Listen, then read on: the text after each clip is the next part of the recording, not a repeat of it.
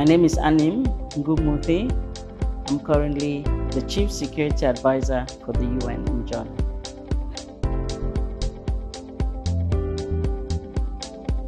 My UN journey has been actually a very interesting one. I started off as a Deputy Security Advisor in Rwanda. I think it was around 2010, 2011. I then moved on to Central African Republic after that as FSCO. And it was at the time when the CAR had just been through a coup. In fact, UN SMS staff had been evacuated from CAR at the time, and we were just beginning to restart operations in the CAR. As a matter of fact, at that time, the armed groups were still at war right in the capital city. It was a very, very high-risk area.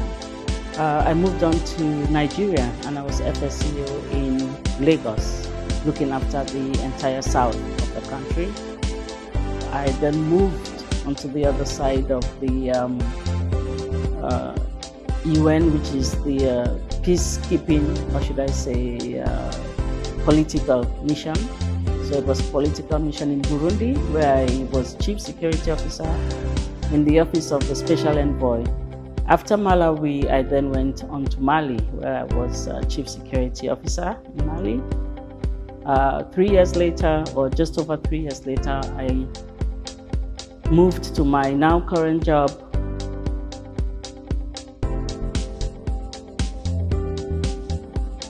Most memorable moment was, I would have to say, it was in the CAR.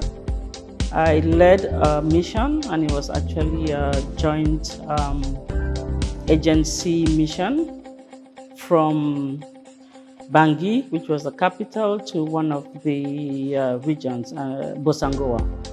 We had to go and assess not just the route, but also the city, so that UN humanitarian agencies could deploy and, of course, provide assistance to the local population.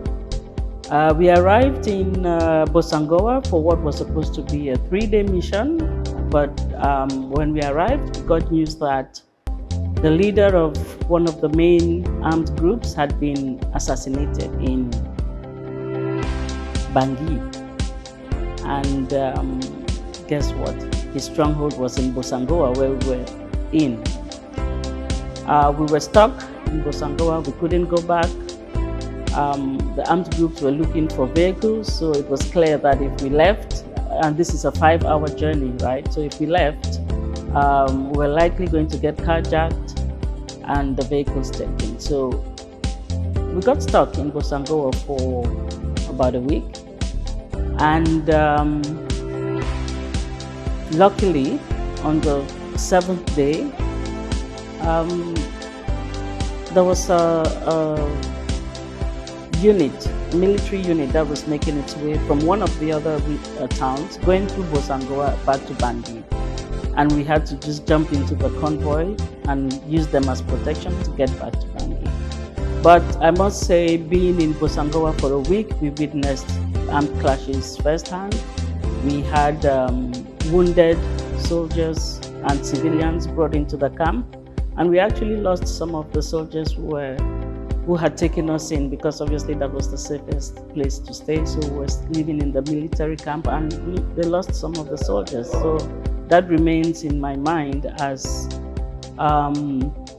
some of the dangers that we face as security officers.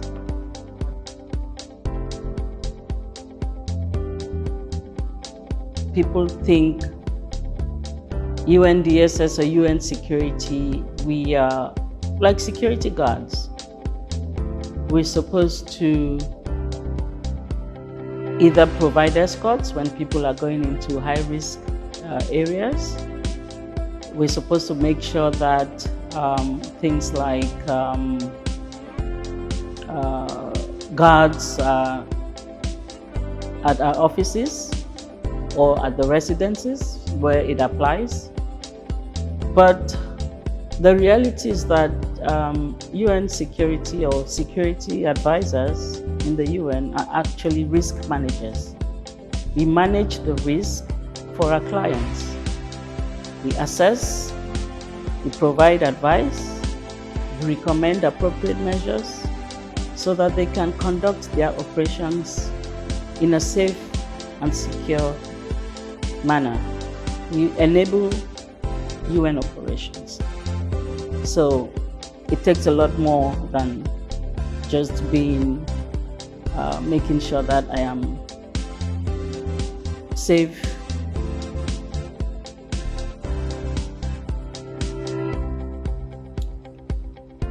I think being a part, even if it is just a little part, of a greater organization, the United Nations, and what we do as a whole for the world, trying to bring peace, justice, promote human rights, promote women's rights, and basically ensuring that the world is a better place for those who live in it. That keeps me going every day.